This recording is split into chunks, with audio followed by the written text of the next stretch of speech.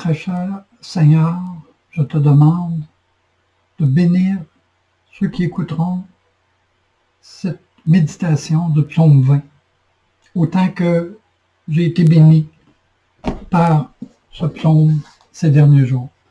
J'aimerais partager avec vous quelques extraits du psaume 20 qui m'ont interpellé récemment. D'emblée, ma première réaction, il y a 1 ou 2 semaines en fait, à ce psaume, à ma lecture matinale dans ce psaume 20, a été de le recevoir comme s'il s'agissait d'une prière exprimée par le roi David du fond des siècles, inspirée par l'Esprit et dont je suis le bénéficiaire.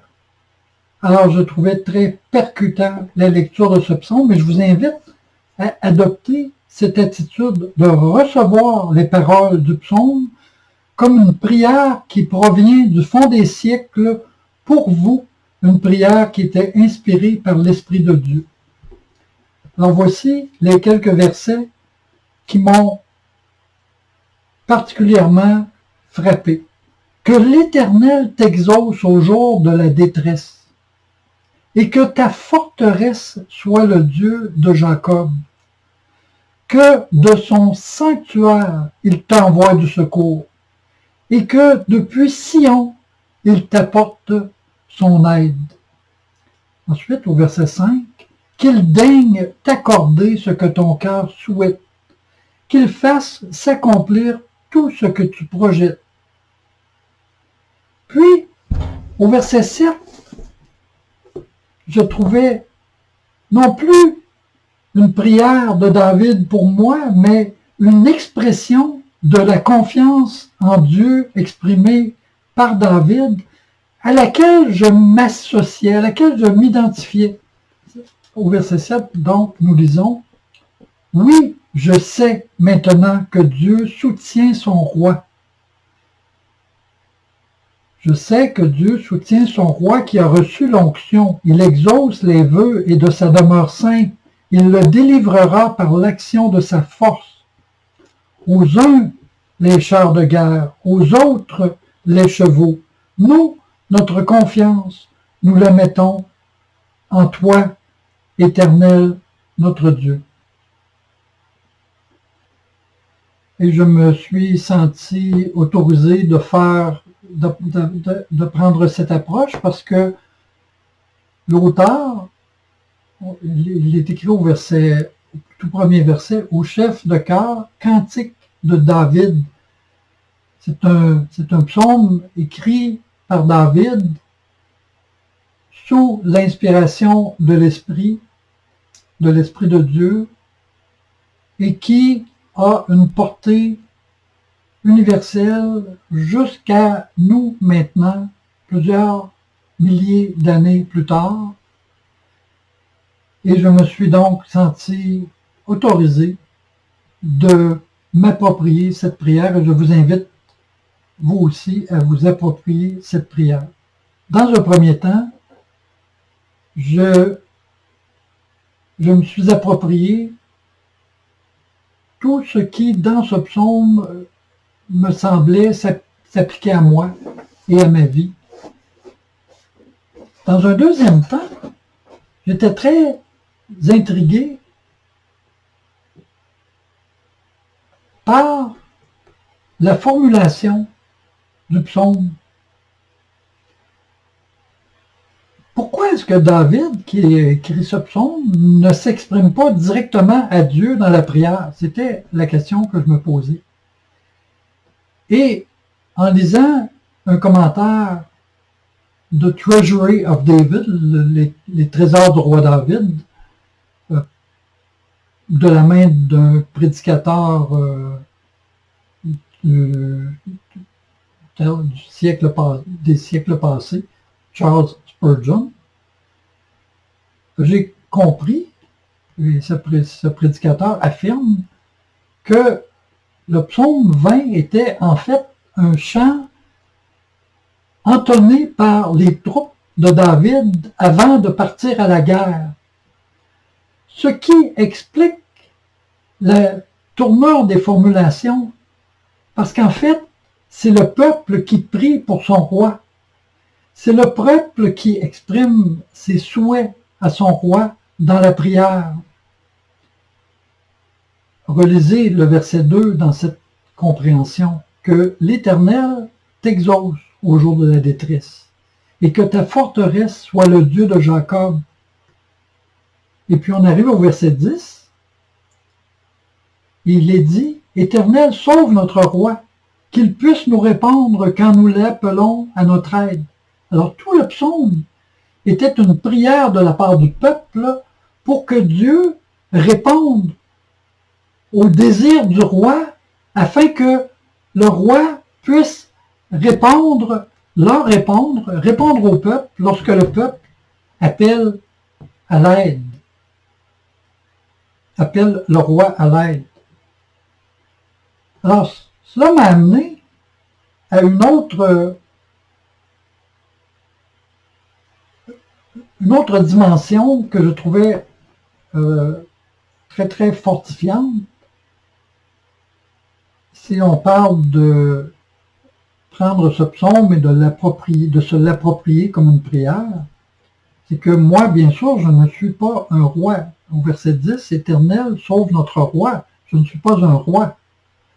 Par contre, je suis un ambassadeur, un représentant de Jésus-Christ, un représentant du roi auprès de toutes les personnes dans la vie desquelles il m'a placé. Et à ce titre, je trouvais que j'avais l'impression que ce psaume était une prière exprimée sous la plume de David, inspirée par l'Esprit de Dieu, en ma faveur aujourd'hui, dans mes craintes et mes hésitations de ne pas toujours être à la hauteur lorsque j'agis en fonction d'ambassadeur auprès des personnes que Dieu a mis dans ma vie. Au chef de chœur, cantique de David, que l'Éternel t'exauce au jour de la détresse. Parfois, oui, nous vivons des moments de détresse. Que l'Éternel t'exauce au jour de la détresse et que ta forteresse soit le Dieu de Jacob. Parfois, nous nous détournons de notre forteresse qui est Dieu et nous allons vers d'autres forteresses, d'autres objets dans lesquels nous nous confions. Eh bien, ici, la prière, inspirée par l'Esprit, à travers la plume du roi David et à travers ma bouche, que ta forteresse soit le Dieu de Jacob, que de son sanctuaire, il t'envoie du secours, et que depuis Sion, il t'apporte son aide. Qu'il tienne compte de toutes tes offrandes et que tes holocaustes soient agréés par lui. Qu'il daigne t'accorder ce que ton cœur souhaite, qu'il fasse s'accomplir tout ce que tu projettes. Pour fêter la victoire, nous crierons notre joie, déployant nos bannières pour la gloire de notre Dieu.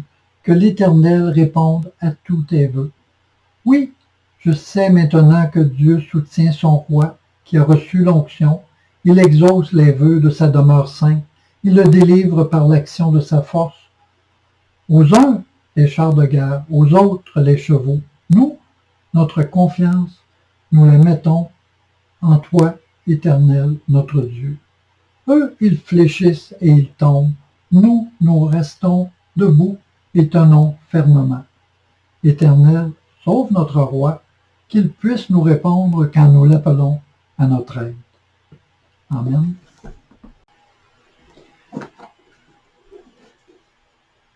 Il y a une autre dimension du psaume 20 dont je n'ai pas encore fait état, et c'est la dimension de Jésus, qui est aujourd'hui le roi qui répond à nos prières, qui est celui à qui s'applique le verset 4 du psaume 20, lequel dit qu'il tienne compte de toutes tes offrandes et que tes holocaustes soient agréés par lui. Jésus est venu sur terre. Il a délaissé la gloire divine qui était sienne pour vivre une vie terrestre avec toutes les étapes de l'enfance, l'adolescence, la vie d'adulte, et pour mourir insulté, injurié, mourir dans la honte, en portant sur lui le fardeau de toutes nos fautes. Et c'est lui qui est le roi pour nous aujourd'hui, à la fin des siècles, éternel, sauve notre roi. Eh bien, Jésus, après être mort, est ressuscité des morts et règne aujourd'hui sur l'univers entier. Éternel, sauve notre roi, qu'il puisse nous répondre quand nous l'appelons à notre aide. Et pour ceux d'entre nous qui connaissent les Écritures, nous savons qu'il y a des passages très explicites dans le Nouveau Testament qui nous invitent à nous appuyer sur l'assurance, sur la certitude que Jésus entend nos prières et qu'il les répond. Alors, je voulais terminer cette vidéo en introduisant cette dernière dimension parce que Dieu répond à toutes les prières faites par son Fils en notre faveur. Dieu répond à tous les désirs du cœur de son Fils en notre faveur et nous pouvons nous tourner vers lui avec la certitude qu'il a à cœur notre plus grand bien et le plus grand bien de nos proches. Maintenant, dans l'optique de tout ce que je viens de partager, j'aimerais relire une toute dernière fois ce psaume avant de terminer cette vidéo. Et je lis depuis le début dans le psaume 20 dans la Bible du Sommeur. Au chef des chœurs, cantique de David, que l'Éternel t'exauce au jour de la détresse, cher ami qui écoute cette vidéo, et que ta forteresse soit le Dieu de Jacob, et non pas ce à quoi tu serais spontanément porté ce sur quoi tu serais spontanément porté à t'appuyer. Que de son sanctuaire, il t'envoie du secours aujourd'hui même, cette semaine, dans la situation que tu traverses maintenant. Et que depuis Sion, il t'apporte son aide, quel que soit le besoin d'aide qui est le tien, qu'il te l'apporte. Qu'il tienne compte de toutes tes offrandes. Oui, nous aussi, toi aussi, tu as mis de côté certaines choses pour Dieu. Eh bien, Dieu en tient compte et que tes holocaustes soient agréés par lui. Toutefois, nous devons nous rappeler que ce ne sont pas nos sacrifices qui nous donnent le droit d'obtenir de Dieu des réponses à nos prières, mais c'est son sacrifice. Tout est gratuit entièrement, comme dans la relation d'un fils envers son père. Nous n'achetons pas l'amour du Père, nous n'achetons pas les bénéfices du Père, nous n'achetons pas les richesses du Père, elles nous appartiennent par héritage. Alors oui, qu'il tienne compte de toutes tes offrandes et que tes holocaustes soient agréés par lui. Mais rappelons-nous toujours que c'est à travers le sacrifice de Jésus que nous avons accès à lui et à ses bénéfices. Qu'il daigne t'accorder ce que ton cœur souhaite, qu'il fasse s'accomplir tout ce que tu projettes. Pour fêter ta victoire, nous crierons notre joie, déployant nos bannières pour la gloire de notre Dieu. Que l'Éternel réponde à tous tes vœux. Ici, j'espère que vous, dans vos vies, vous êtes en mesure de vous rappeler de moments précis où le Seigneur est intervenu pour modifier quelque chose que vous ne pouviez pas modifier, pour répondre à une situation qui vous échappait. Eh bien, je vous invite à revenir à ce moment-là, au moment où je lis maintenant le verset 7. Oui, je sais maintenant que Dieu soutient son roi qui a reçu l'onction. Il exauce les vœux de sa demeure sainte. Il le délivrera par l'action de sa force. Personnellement, j'ai connu des moments où j'ai expérimenté l'intervention de Dieu d'une façon puissante, d'une façon qui aurait semblé impossible sans son aide. D'où nous pouvons dire, un verset qui est un peu plus connu et que parfois nous extrayons de son contexte, eh bien, le contexte, nous venons de l'entendre et il enrichit la compréhension que nous pouvons avoir du verset 8, où David écrit aux uns les chars de guerre, aux autres les chevaux. C'était à l'époque de David les grandes puissances, les moyens les plus puissants d'obtenir quelque chose. Mais, poursuit David, nous, notre confiance, nous la mettons en toi, Éternel, notre Dieu.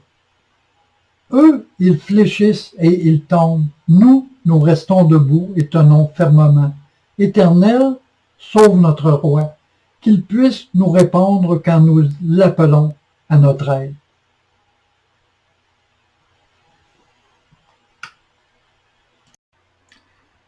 Très cher Seigneur, je te demande de bénir ceux qui écouteront cette méditation de Psaume 20, autant que j'ai été béni par ce psaume ces derniers jours.